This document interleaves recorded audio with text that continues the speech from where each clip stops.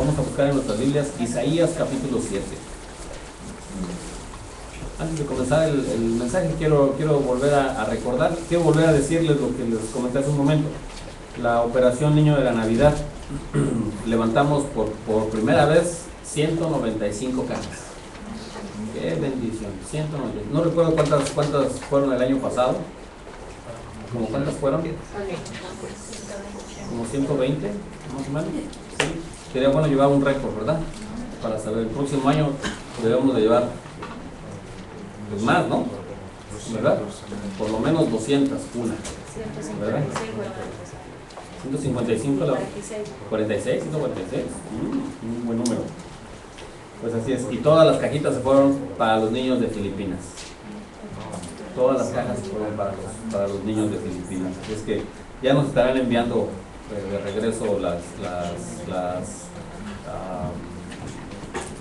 etiquetas, la información que enviamos en la etiqueta de regreso para que sepamos cuándo llegaron. Y por cierto, si ustedes lo pueden consultar, tenemos ahí etiquetas que nos sobraron. Esa etiqueta usted la puede introducir en el internet y le dice cuánto tiempo tardan en llegar o más o menos cuándo serán repartidos. Muy bien, hermanos, vamos entonces a comenzar. El título de este mensaje es ¿por qué Cristo nació de una virgen? ¿Por qué Cristo nació de una virgen? Y entonces les voy a invitar a que por favor me acompañen a Isaías capítulo 7, versículos 14. ¿Por qué Cristo nació de una virgen? Todos hemos escuchado la historia de la Navidad, todos sabemos cómo inicia la historia de la Navidad. Y conocemos todos estos versículos porque los hemos escuchado en cantos, los hemos escuchado en fiestas, los hemos escuchado en predicaciones, los hemos escuchado en diferentes lugares y de diferentes maneras. Pero la pregunta es, ¿por qué Cristo nació de una virgen? ¿Por qué Cristo nació de una virgen? Bueno, la Biblia dice que Cristo nació de una virgen, en primer lugar, no sé si en orden de importancia, pero sí en primer lugar, porque fue profetizado. No podía profetizarse que Cristo nacía de una virgen y él nacer de una forma diferente. Tuvo que haber nacido conforme a las Escrituras. Isaías 7:14 en su Biblia dice así: por tanto, el Señor mismo os dará señal. He aquí, una virgen concebirá y dará a luz un hijo, y llamará su nombre Emmanuel. La llegada de Cristo, a diferencia de todos los reyes en la tierra, a diferencia de todos los profetas en la Biblia, a diferencia de todos los hombres en la historia de la humanidad, la venida de Cristo ha sido diferente, ha sido distinta. Yo recuerdo que cuando estudiaba en la universidad, muchos profesores ateos y agnósticos y opositores al Evangelio llegaron a decirme, es un cuento tan absurdo el que un hombre haya nacido originalmente, es imposible. Yo me acuerdo que platiqué con un profesor que no recuerdo su nombre, Arturo. Yo le decía, nos hablábamos de tú, todos los alumnos que nomás nos hablábamos de tú.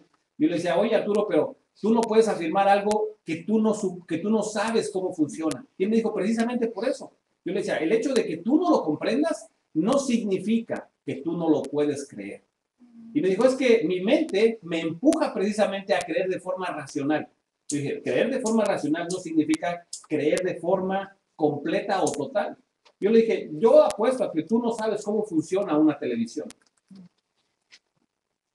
Tú puedes pararte frente al televisor y disfrutar de la programación, pero tú no entiendes ni siquiera la separación de los fotones en 3 tipos de rayos gamma que se lanzan por un cinescopio, los televisores viejos, y que se lanzan por un cinescopio, y entonces envían esas 3 luces que mezcladas, y después de parpadear varias cientos o miles de veces por segundo, producen una imagen, que cuando se produce una imagen y entra la otra, entonces hay un movimiento.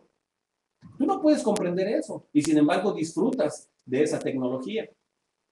La venida de Cristo fue de una manera virginal. Aunque yo no comprenda cómo sucede, no significa que por eso debería yo de rechazar o simplemente no aceptar eso. Hay personas que lo mismo sucede con los milagros. Hay personas que dicen, no, es que los milagros no existen. No, un momento, claro que existen los milagros. Yo, Miguel Castillo, yo he sido testigo de milagros en mi vida, de cosas que uno no puede explicar. Sin embargo, las ves y tú dices, yo no entiendo la forma en la que sucedió, pero yo creo que Dios puede hacerlo así. Una sanidad, una forma extraordinaria de que las personas reaccionen, una forma en la que suceden a veces los eventos. Dios puede hacer muchas cosas y no necesita utilizar nuestra razón todo el tiempo para demostrarnos que las cosas suceden naturalmente. El nacimiento de Cristo fue virginal en primer lugar porque Dios lo profetizó. La profecía era tan importante porque, imagínense, la venida del hombre, Dios hombre, al mundo, tenía que ser de una forma triunfal, tenía que ser de una manera espectacular, tendría que ser de una manera asombrosa, pero al mismo tiempo humilde y sencilla. Y uno dice, ¿cómo utilizas estas dos formas para reflejar algo? ¿Cómo puede ser al mismo tiempo lo más importante y al mismo tiempo lo más humilde? El nacimiento de Cristo. El nacimiento de Cristo es el evento más importante que se demostró en ese momento. Sin embargo, vino de la forma más sencilla que para muchos pasó desapercibido. Es lo mismo que sucede con nuestras vidas. Mire, ¿cuántas cosas Dios ha hecho en tu vida? Y yo estoy seguro que las cosas que ha hecho Dios en tu vida son tan grandes y tan maravillosas que Dios te dice, estas cosas que yo estoy haciendo en ti son para que me des la gloria a mí, no a ti. Un ejemplo. Voy a poner el ejemplo de la música porque me gusta mucho eso. Tú aprendes a tocar un instrumento. Entonces desarrollas la habilidad de tocar un instrumento y todo el mundo te aplaude y dice, ¡wow! ¡Qué bien tocas! Tú puedes optar por dos formas de responder. Puedes decir, pues claro, obviamente, ¿con quién crees que estás hablando? ¿Verdad? Es que tú no sabes cuánto tiempo ensayo. Tú puedes darte el reconocimiento a ti y agradecerlo como si fueras tú el único promotor de ese talento. Pero si tú dices, bueno, gracias a Dios, ¿verdad? Bueno, gracias a Dios, yo lo estoy haciendo para el Señor es el que me dio la habilidad. Entonces alguien dice, no, ¿qué tiene que ver Dios con eso? Claro que tiene que ver Dios con eso. Dios me dio 10 dedos, Dios me dio 2 ojos, Dios me dio recepción estereofónica para que pueda tocar con mayor facilidad, pero no viene de mí, viene de Él. Pero es que viene de Él. Hay personas que tienen 2 manos izquierdas. ¿Sí o no? Es un chiste, hombre. Hay personas que toman un instrumento y no lo pueden tocar, ¿no? Hay personas que están aplaudiendo, yo veo, a veces yo me doy cuenta, está la alabanza y están aplaudiendo y el ritmo va así, 1, 2, 3, y ellos van 1, 2, 3, 4, 5. Y yo, ¿qué pasó? Bueno, no tienen oído estereofónico, tienen oído en mono estéreo, ¿no? ¿Qué significa eso? Que Dios da la habilidad, que muchas veces no lo entendemos en el momento, pero Dios nos da esa habilidad, Dios nos da esa capacidad. La voz para cantar, todos nacimos con voz, ¿cierto? Pero unos tenemos voz como para guardar silencio, ¿verdad? Y a otros Dios nos dio la voz para cantar, a otros Dios nos dio la voz no para regañar al marido ni para regañar a los hijos, pero Dios nos dio una voz para hacer muchas cosas, pero tal vez no para cantar. El nacimiento de Cristo, hermanos, es una mezcla de estas dos cosas. El evento más trascendente y al mismo tiempo el evento más sencillo. Un bebé, el milagro más grande que puede ser presenciado por cualquier doctor. Cada vez que un doctor recibe a un bebé, si el doctor es honesto, si el doctor es sincero, puede decir, esto es un milagro. ¿Cómo es posible que un ser humano que no es anfibio, un ser humano que necesita pulmones para respirar, no los haya usado durante 9 meses? Y sale ese bebé y en el momento en el que sale, lo levantan y le hacen ¡pum! Vale. Y entonces se inflan sus pulmones y dice ¡Puya! Y a partir de ahí comienza a funcionar su sistema respiratorio. Eso es un milagro que sucede. Cuando un doctor ve eso, un doctor puede explicar científicamente el proceso de las semanas de gestación y todo puede explicar con detalle, pero lo que no puede explicar es cómo se origina la vida. ¿Cómo se origina la vida? En una ocasión un ateo le dijo a un hombre que era cristiano, le dijo, nosotros ya hemos desarrollado un sistema que no necesitamos la relación de un hombre y de una mujer para poder para poder crear la vida y para poder traer personas al mundo. Y le dijo, sí, ¿cómo? Bueno, hemos desarrollado diferentes métodos científicos para poder producir la vida. No necesitamos ni del hombre ni necesitamos de Dios. Nosotros somos autosuficientes. Entonces el hombre que era creyente le dijo, bueno, pero se les olvida algo. Ustedes utilizan la materia prima que Dios creó. Cuando ustedes hagan algo con su propia materia, entonces sí será creación suya. Por lo tanto, lo único que ustedes están haciendo es utilizar los elementos que Dios creó para poder desarrollar algo que ustedes piensan que es autosuficiente. El nacimiento de Cristo fue profetizado con cientos de años de anticipación. Y esto nos dice algo muy importante, hermanos, que lo que Dios ha dicho antes, lo va a cumplir. El mismo libro de Isaías dice, bueno, un poco más adelante vamos a ver Isaías, pero miren, de las profecías que existen en la Biblia, Miqueas dijo dónde nacería. ¿Recuerdan dónde? En Belén. Daniel dijo cuándo nacería. ¿Recuerdan cuándo nació Jesús? ¿Cuándo nació Jesús? El libro de Daniel dice que nacería al final de la semana 62. Después de 62 semanas, de 7 años después de la reconstrucción del templo, eso significa 400 y un poco más de años después de la reconstrucción del templo. Él dijo cuándo nacería. Ahora, Isaías dijo cómo nacería. ¿Cómo nació Jesús?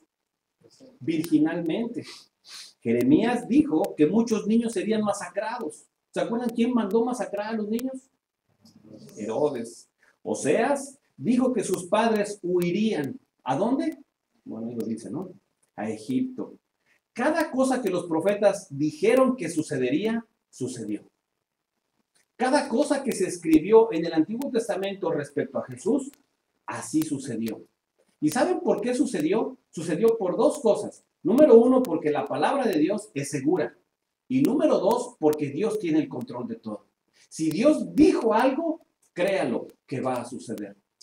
Amén. Amén. Dice Isaías 55, ahora sí, así será mi palabra que sale de mi boca. No volverá a mí vacía, sino que hará lo que yo quiero y será prosperada en aquello para que la quiera.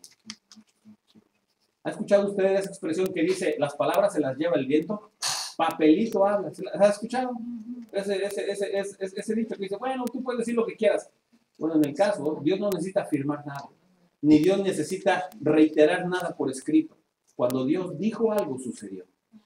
Él dijo en el primer capítulo de la Biblia, Él dijo, sea la luz. Y la luz fue. Dijo, sea la hierba verde, y la hierba verde sucedió. Sea el mar y las estrellas, sea el hombre, sea la luna y el sol, y todo sucedió conforme a lo que Él fue diciendo. Viene Cristo, se presenta Cristo, y cuando Cristo le dice al endemoniado, le dice a los demonios, salgan de este hombre, en ese momento sucede. Cuando le dice a Jairo, le dice, tu hija será sanada en este momento, y en ese momento fue sanada. La palabra de Dios es segura. Yo estoy seguro que muchos de nosotros recibimos esos versículos que nos envía la hermana Milagro cada semana. Y en esos versículos hay promesas que dice, yo te acompañaré, no te dejaré, no desmayes, esfuérzate y sé valiente. Si uno cree realmente que esa es la palabra de Dios, mi pregunta es, ¿por qué te sientes triste después? ¿Por qué lloras de tristeza después? Y entonces está el hermano llorando, ay hermano, ay, que me siento triste, me siento solo. ¿Pero por qué, hermana? Es que nadie me quiere. Pero si no está leyendo en la Biblia que Dios no lo va a dejar, ni Dios lo va a desamparar, confía en Él. Confía en que Él está a tu lado. Si Él dijo que no te va a desamparar, no te sientas sola. Dice el Salmo 27, aunque mi padre y mi madre me dejaren, con todo el Señor me recogerá. ¿Te sientes triste? Miren, esta temporada, la temporada de Navidad es cuando más suicidios hay. ¿Sabían ustedes? En esta temporada es cuando la gente compra más vino y más alcohol. ¿Sabían ustedes? En esta temporada es cuando más gente en las prisiones tienen que doblar la vigilancia porque la gente se ahorca. La gente sufre depresión durante este tiempo. Ve por la ventana, ve las películas, la celebración de otros, la alegría ajena y dicen, ay no, yo estoy solito aquí. Ah, mi mamá no está conmigo. Ah, mi esposo se fue. Ay, nadie me quiere. Y ni se baña, ni se arregla, ni se levanta, ni se peina. Y mientras más solo estés, mientras más sola estés en tu casa, más te deprimes. Y la depresión es como una espiral en forma descendente que te va llevando, te va arrastrando, te va arrastrando. Y no contestas el teléfono, no quieres salir con nadie. La palabra de Dios dice que es segura. Si el Señor te dijo, no te dejaré ni te desampararé, no tienes por qué entristecer.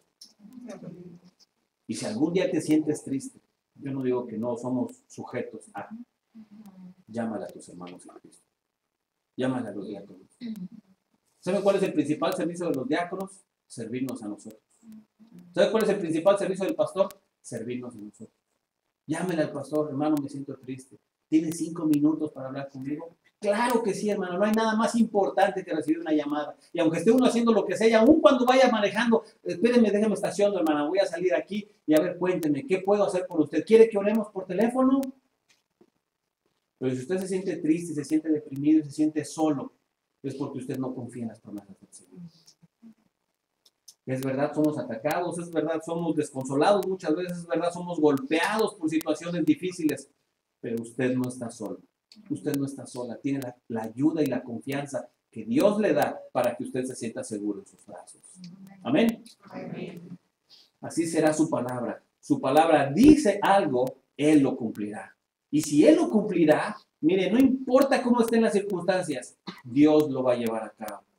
En el fabuloso libro El progreso del peregrino, de Juan Bunyan, describe la situación de un hombre cristiano que va caminando por el sendero de la vida físicamente, porque es una historia llena de alegorías. Y mientras va caminando este hombre, el Señor le dice, ve derecho por este camino y no importa lo que pase, tú sigue derecho ni te detengas. Mientras el peregrino va caminando, se encuentra con que al final de ese sendero hay 2 leones, uno en cada lado. Y entonces se detiene el peregrino y empiezan a temblar las rodillas y dice, ¡ay! Y voltea a ver al Señor y el Señor le dice, ¡no te detengas! Y yo digo, pero son 2 leones. Y están despiertos, no están dormidos, están esperando a que yo pase. Y están gruñendo. ¿Me sale bien? Y mientras va caminando el peregrino dice, bueno, yo confío en ti, Señor. Y si los leones me van a devorar, que me devoren. Y mientras él va caminando está que sufre y está sudando y están temblando de las rodillas. Y cuando se va acercando a los leones se da cuenta que los leones están detenidos con una cadena. Y entonces le dice, Señor, ¿y por qué no me avisaste que estaban con una cadena? Para que confíes en mí. Si yo te hubiera dicho que estaban encadenados, tú no habrías confiado en mis palabras, habrías confiado más en las cadenas del león. Tienes que confiar en el Señor, que si el Señor te está diciendo, no te dejaré ni te desampararé. Ay, Señor, pero me acaban de hablar del hospital. No te dejaré ni te desampararé. Ay, Señor, pero es que me acaban de avisar que no sabemos cómo va. No te dejaré ni te desampararé. No sufras, no temas, porque yo estoy contigo todos los días hasta el fin del mundo, dice el Señor. Su palabra es segura, hermanos. La realidad de saber que tenemos un Dios grande es también, dice la Biblia, que puede ser tan pequeño el Señor al mismo tiempo que puede caber en nuestro corazón. ¿Cómo es posible que Dios diga que tiene los cielos en sus manos y al mismo tiempo Él puede vivir dentro de tu corazón? ¿Podemos entender eso? Yo no creo que alguien lo pueda comprender. Yo no creo que alguien pueda comprender que Dios puede estar en 2 lugares al mismo tiempo, que pueda estar en tu corazón y en mi corazón al mismo tiempo. No sé cómo sucede eso, pero la Biblia dice que sucede. Y si Dios lo dice, yo lo voy a creer. No lo entiendo. Cuando yo esté en su presencia, le diré, Señor, explícame cómo es ¿Cómo es que haces tú para estar en 2 lugares al mismo tiempo? ¿Cómo es que eres omnipresente, Señor? Explícame. Y el Señor ya me sentará y me va a decir, mira, yo tengo este poder. Y me lo va a explicar así con bolitas y rayitas, ¿no? Con manzanitas y me va a decir, mira, así funciona la cosa. ¿Lo entiendes? Y a lo mejor yo diré, pues no entiendo, Señor, pero te sigo creyendo. La razón no significa que está en contra de la fe. La fe muchas veces puede ser ejercida, aun cuando no lo comprendamos bien. Y después en su gracia lo podamos entender. El Señor nació originalmente, número 1, porque fue profetizado. Número 2, el Señor nació originalmente porque no podía heredar la naturaleza pecaminosa. ¿Cómo que la naturaleza pecaminosa? ¿Acaso la naturaleza pecaminosa se hereda genéticamente? Bueno, para los que no conocen mucho de genética, déjenme darles una explicación chiquita. En la sangre se encuentra la cadena de la vida. ¿Qué es la cadena de la vida? Mira, tu composición física, tu composición emocional y tu composición biológica interna viene en la sangre. O sea, toda la información de lo que tú eres, o sea, todos tus archivos, toda la data de ti viene en la sangre. En cada molécula de sangre está toda la información desplegada así. Y entonces ahí dice que tú eres chaparrito, que eres morenito, que eres de ojos negros, que eres de boca grande, chiquita, y que tiene todas esas características, ahí está en la sangre. Entonces, cuando tú engendras a un bebé, cuando tú engendras a tu hijo, Tu hijo trae las mismas características que tú. Tu hijo seguramente a lo mejor no es igualito a ti, no es un espejo a ti, pero él tiene mucha de la información que tú traes. Y sobre todo que no solamente es física, sino que también es emocional. ¿Te ha pasado que tú a veces dices, bueno, ¿y este muchacho qué tan chillón? ¿No? Y entonces alguien que está ahí te dice, pues, ¿por qué será, no? Dice, ¿por qué será, no? Bueno, ¿y esta niña por qué es tan feliz? Todo el tiempo está risa y risa. Pues, ¿por qué será? ¿No? A veces el papá así muy serio dice, mi hijo casi no habla. Dice, ¿por qué será? ¿Por qué será que casi no habla su hijo, hermano? Además de todas esas características, la genética también dice que la personalidad, el carácter, y escuchen esto, las emociones, además de todo eso, vienen esa información. La Biblia dice que también en la sangre, además de todo eso, en la sangre se encuentra esa tendencia a hacer las mismas cosas que te gustan hacer a ti. A ver otra vez, hermano, ¿cómo? Tu misma tendencia hacia desobedecer la llevan tus hijos. Cada vez que tú le dices a tus hijos, pero ¿por qué no entiende? ¿No? Ya le dije 2 veces, ya le dije 55 veces, ya le dije 1.000.000 de veces que se siente, ¿por qué no me hace caso? Porque tú tienes la misma naturaleza rebelde. Entonces, ¿qué hago, hermano? Tienes que corregir a tu hijo, igual que Dios busca corregirte a ti. Cada vez que tú le dices a tu hijo, pero qué rebelde eres, lo único que estás diciendo es, tú tienes la misma naturaleza que yo, igual de rebelde. Una vez de la escuela le llamaron a unos padres para decirle que su adolescente había tenido un problema grave. Hizo ciertas cosas con unas muchachas de la clase. Entonces los papás dijeron, no, mi hijo es incapaz de hacer esas cosas. Y la esposa le dijo al hombre, al papá, le dijo, mira, tus hijos son capaces de hacer las mismas cosas que tú hiciste cuando tenías su edad. ¿Cómo? Lo mismo que tú hiciste, tu hijo tiene la capacidad para hacerlo. Y tal vez más. A eso se le llama naturaleza pecaminosa. Es ese cipotito así, tiernito, que tú lo ves y dices, qué bonito, qué lindo, qué chulo, qué inocente se ve. Él lleva toda la información, él lleva toda la capacidad, él trae toda la información para hacer lo mismo que tú hiciste cuando comienza a desarrollarse el solo. Y ustedes han visto los chiquitos, todavía ni saben hablar, pero la primera palabra que aprenden a decir es mío. ¿Quién enseñó a decir eso? Mío. Y entonces tienen dos dulces y el otro que no tiene ninguno, dice, ¿por qué? Esa naturaleza la heredamos de nuestros padres. La heredaremos en nuestros hijos y la heredarán nuestros nietos y en los bisnietos y en cada uno de ellos. Desde Adán hasta el último hombre que ha nacido, todos tenemos esa naturaleza. Si tienes sangre, tienes naturaleza pecaminosa. El día que dejes de tener sangre, entonces ese día estaremos delante de Dios. Dice Romanos, capítulo 5, versículo 12. Como el pecado entró en el mundo por un hombre, y por el pecado la muerte, así la muerte pasó a todos los hombres, por cuanto todos pecaron. Cada hombre que nace y cada mujer que nace tiene la inclinación a la desobediencia, a la rebeldía y al pecado. Todos.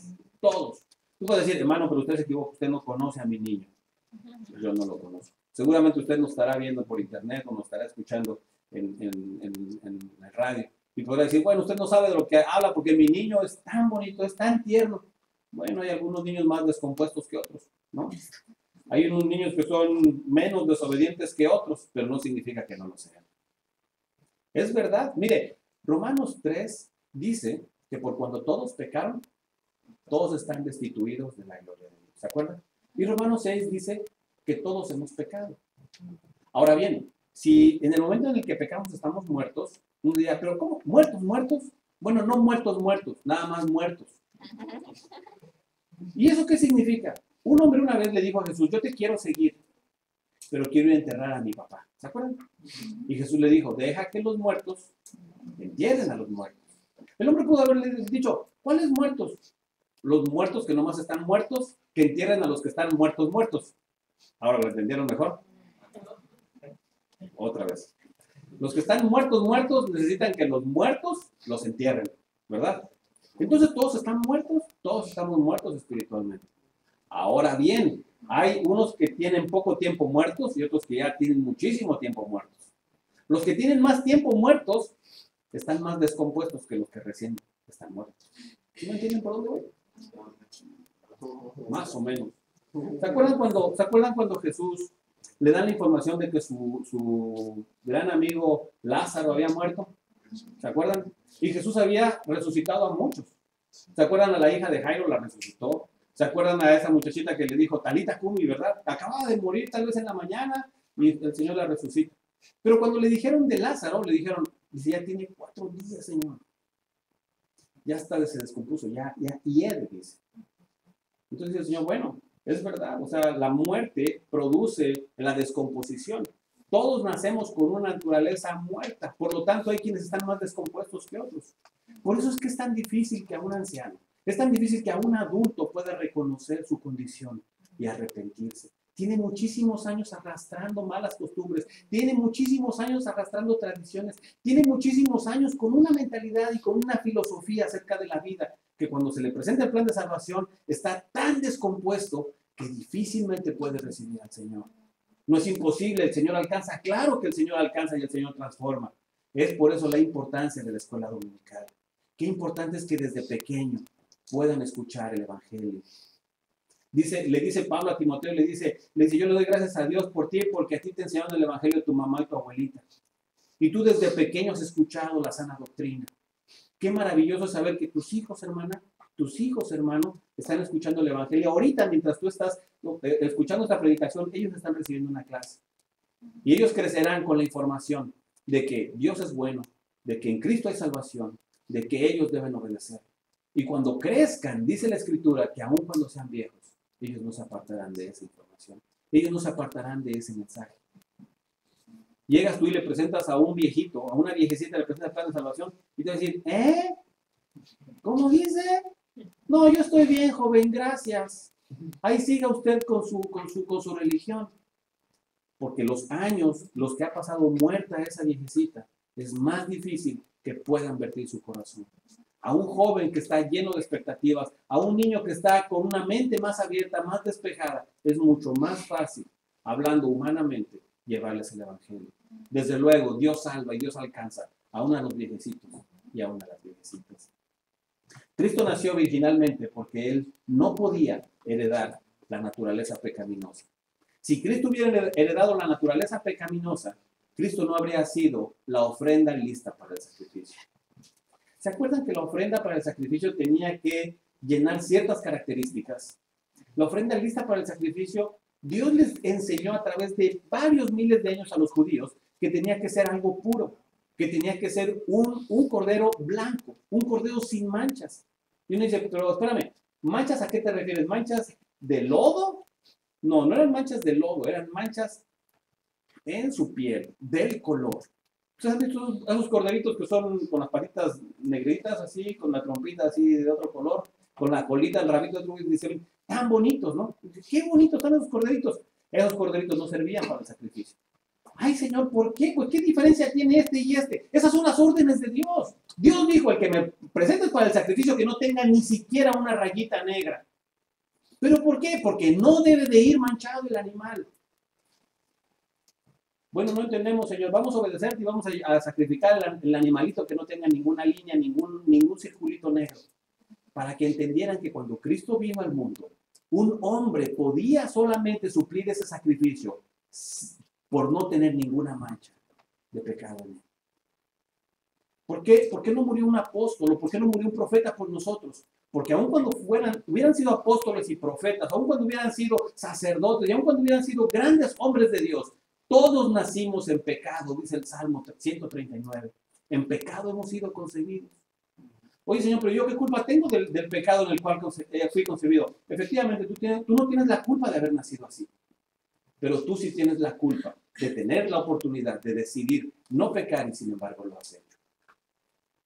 Es como esa calabacita, ¿no? Que cuando llegó el hortelano y comenzó a podar a las calabacitas, le dice una calabacita, oye, hortelano, ¿por qué yo crecí chueca? ¿Por qué las demás calabacitas están derechitas y yo crecí chueca? Yo no tengo la culpa de estar deforme. Yo crecí entre las demás y yo nací deforme. ¿Por qué las demás están bien? Entonces el hortelano le dice, ok, calabacita, no te preocupes. Yo tengo aquí un medicamento. Te voy a poner este medicamento y te vas a enderezar. Y la calabacita le dice, pues no quiero tu medicamento. Yo quiero saber por qué nací chueca.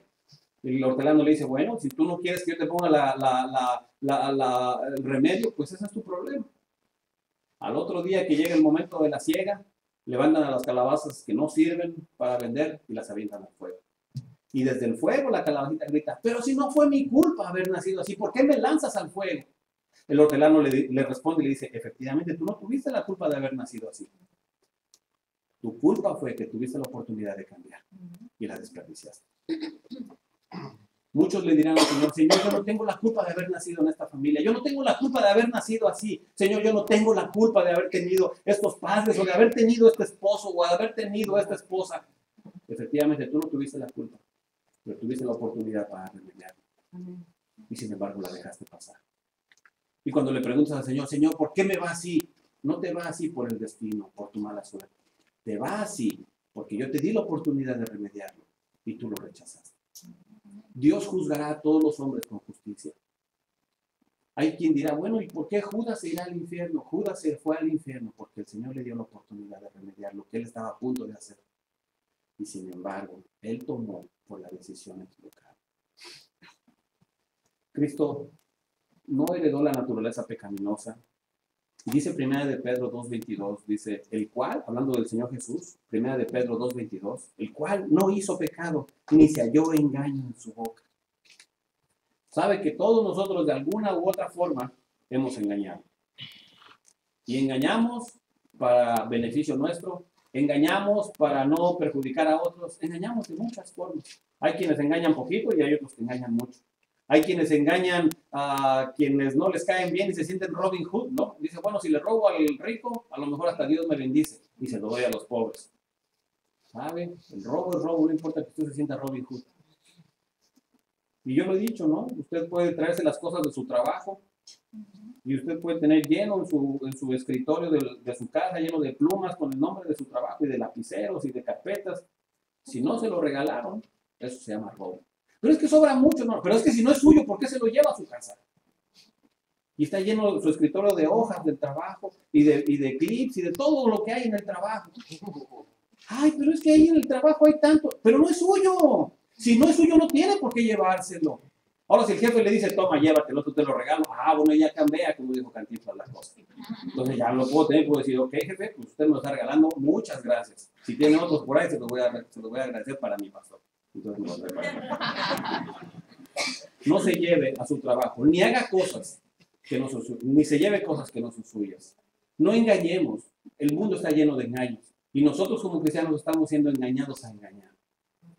Y engañamos por todo. Dice Hebreos 4:15, hablando de Jesús, dice que no tenemos un sumo sacerdote que no pueda compadecerse de nuestras debilidades, sino a uno que fue tentado en todo, según nuestra semejanza, pero sin pecado.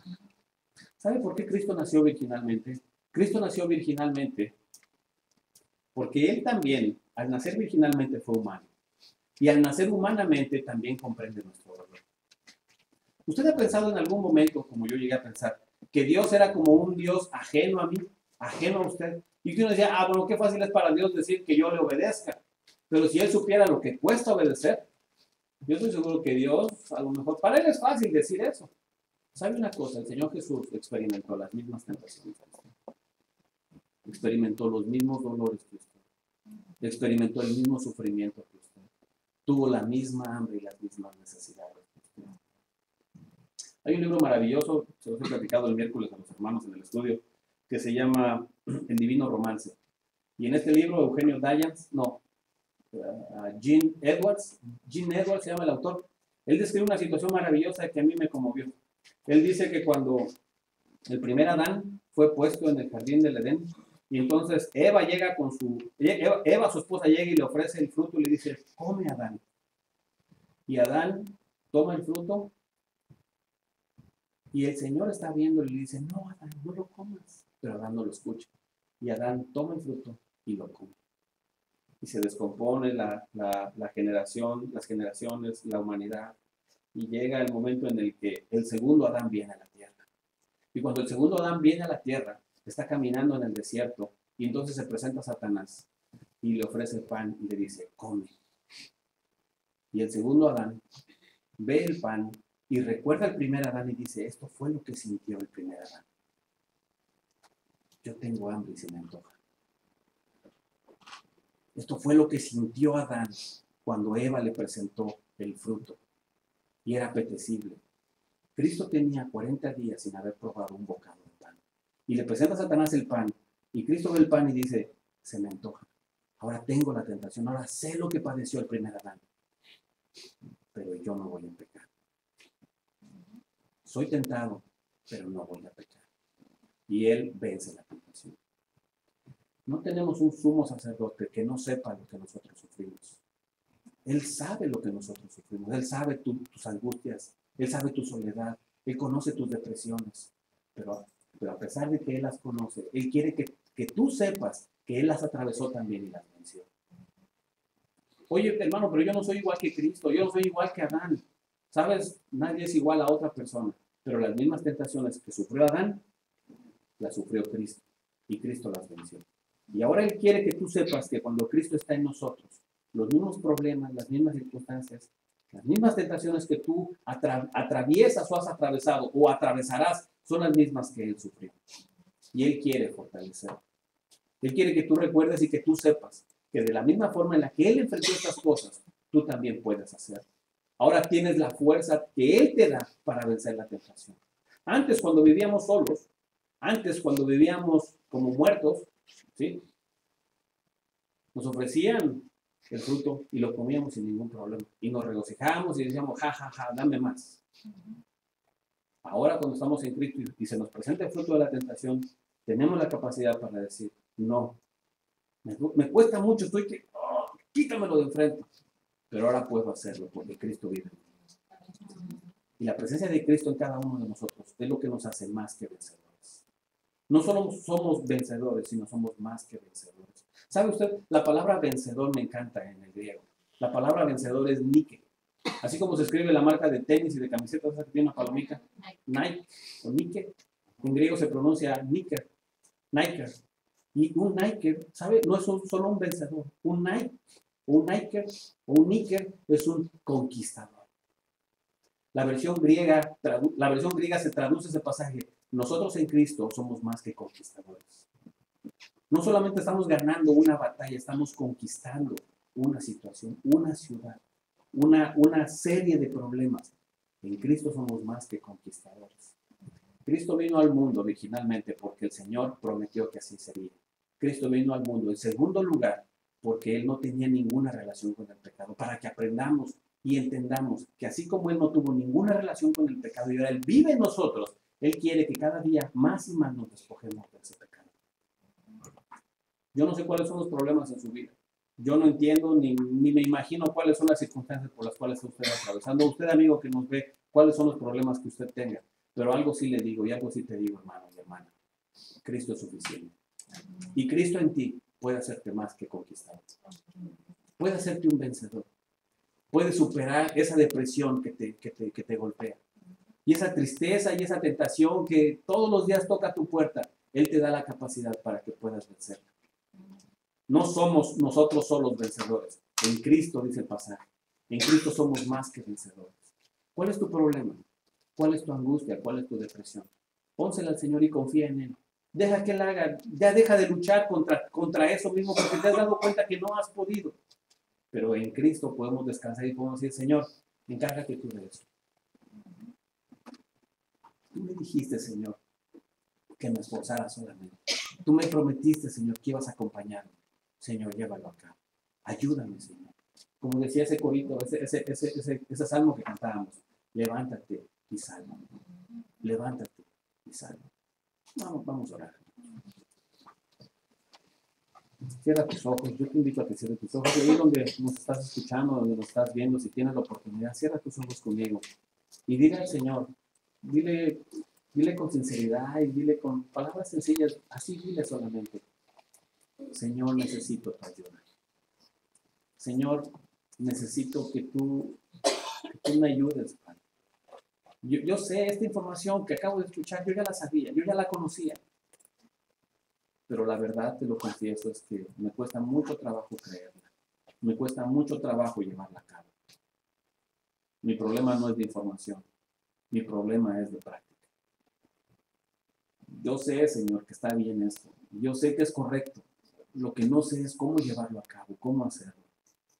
Yo te quiero decir a ti, si tú no eres cristiano, si tú no tienes a Cristo en tu corazón, yo te quiero decir que hay esperanza. No sé cuál es el problema que tú estás enfrentando ahora, no sé cuál es la situación que te está amargando, que te está haciendo caer. Pero lo que sí te puedo decir es que Jesús dijo, cualquiera que beba de esta agua volverá a tener sed. Mas todo aquel que beba del agua, de la fuente de la vida que yo le dé, de su interior correrán ríos de agua viva. Y yo te quiero invitar a ti, amigo o amiga que nos escuchas. Si tú tienes sed de Dios, Él está dispuesto a darte esa agua de vida. Mi pregunta es, ¿estás dispuesto a tomarla? ¿Estás dispuesta a beber de esa agua? Si es así, solamente dile al Señor, Señor, te pido que me perdones. Te pido, Señor, que entres a mi corazón y que me hagas una nueva criatura.